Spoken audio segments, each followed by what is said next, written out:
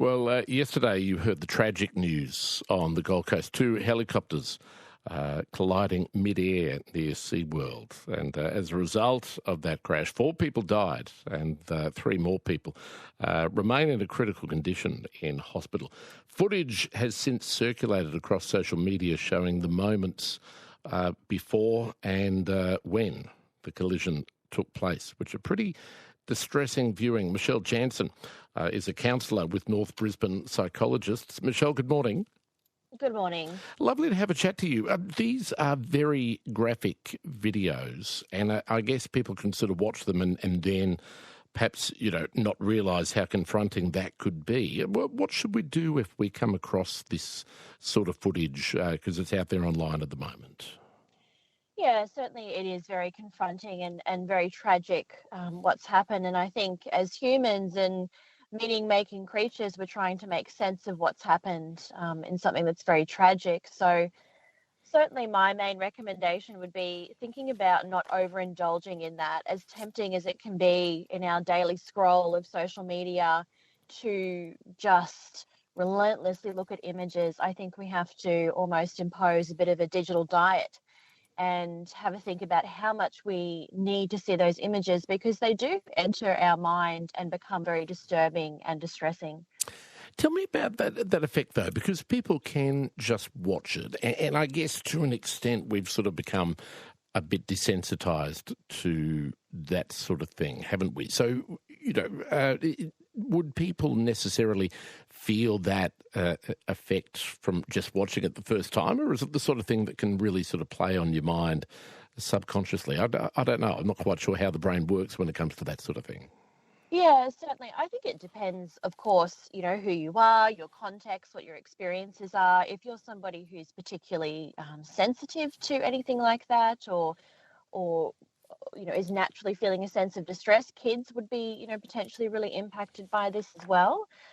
We can have an immediate response. Often it's a shock response that happens, and we might not immediately feel those necessarily physical feelings of distress, and I know what you're saying in terms of it being desensitized, but we also have to still be very careful with how much we're engaging with it, because regardless of whether we think it's having an impact on us, it can still impact us physically. What about for people who witnessed the accident in person? Because is there a big difference in terms of the effect between seeing it happen before your very eyes versus just seeing a video of it, no matter how close up or graphic as it might be on social media? Yeah, I mean, there can be a difference. I think, again, it depends on context, but certainly witnessing it in person would be highly distressing. And once again, you'd be feeling those feelings of shock. And I think being able to speak to it and have someone to process it with, no matter who you are. So understanding that your brain is in crisis currently. It's just experienced something very traumatic, and it's important to be able to feel that out, to talk about it, to understand what you're feeling, to notice what's going on in your body, if anything shifts with that, and just tracking with that and being really aware of it, being really sensitive and kind to yourself about it. How do you mean if anything shifts? If anything shifts in your body in terms of, over the days as you were engaging with this, initially a shock response may be very different to a few days later. So I always talk to my clients who have experienced any kind of trauma or any kind of ongoing disturbing images to keep track of what they're noticing in their body. If they notice that a physical symptom shift, so you might have, tightness in the chest, you might have an image that just pops up again and again and again, and you feel very fused with those images. So we'd be looking for, okay, are we noticing that sleep is changing, diet's changing, mood's changing, and then finding ways to ground around that. What about for kids watching? And I guess, look, the majority of the coverage, I guess, of the accident itself was really probably in the past 24 hours, culminating in last night. But they'd still be seeing discussion of it on breakfast television, hearing discussion of it on the radio. How should parents sort of explain something like that to to kids in a way that they won't be, too scared to or have a phobia about helicopters or too scared to go on an aircraft and that sort of thing? Are kids pretty good at putting things into context, or do parents need to help out with that? I think certainly helping out. If you're noticing that your child is talking about it, if you notice that they seem a bit distressed about it or they're bringing it up, mentioning it to them, in the same ways that we've been talking about for adults. It's acknowledging what you're feeling, talking about what you've seen or they've seen that might specifically distress them. Just trying to help, emotionally coach them through those experiences, but of course reassuring them that generally we live in a very safe country.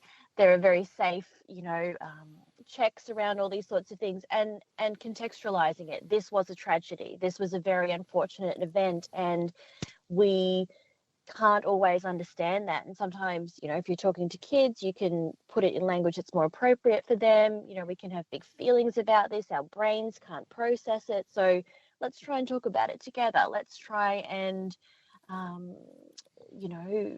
talk about the families, how this might be affecting them. And you will know your child and be able to gauge how much they need or don't need to do that.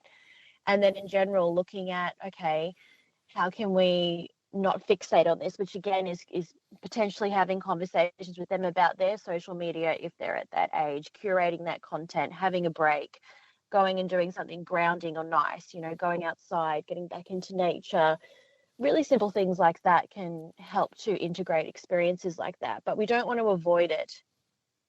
7:26, having a chat to Michelle Janssen this morning. Michelle's a registered counsellor with North Brisbane Psychologists. So we're talking about the possible after effects of viewing the coverage and indeed some of the footage that's surfaced online on social media sites of the accident between the two helicopters which unfolded at the Gold Coast yesterday afternoon. Some of the footage that actually shows the collision and how to negotiate that footage, watching that footage and monitoring its effect or potential effect on you. Michelle, just lastly, as a society, do you think that we... and I sort of touched on it before, but do you think we underestimate the effects that seeing this sort of footage might have on us? Are we sort of not aware that there is the potential for that to really sort of dig deep? I think we do underestimate it, and I think that broadly speaking, that's an issue with social media in general, just how much content we tend to consume over time and not really think about it or engage with it. So again, perhaps the biggest takeaway for this is, looking at how much you are consuming content, putting yourself on a bit of a digital diet, so to speak, and thinking about, is it necessary for you to be consuming that constantly? Is it helpful? Good advice. Michelle Janssen, I appreciate your time this morning. Thank you so much. Thank you so much. Thanks very much. Michelle Janssen, there's a registered counsellor with North Brisbane Psychologists. I guess the other trouble too is that the footage on social media, if it's been shared by a number of different people or it's been shared by someone who had it shared to them, that it's not going to come with the same warnings that it comes with if you watch it on a official media site of, say, the ABC, which I don't think we've posted that sort of footage, and I don't think we would, or any of the other papers. So it won't always come with a warning that what you're about to see could potentially be distressing. So worth keeping that in mind as you're browsing around, and particularly as your kids are browsing around online today.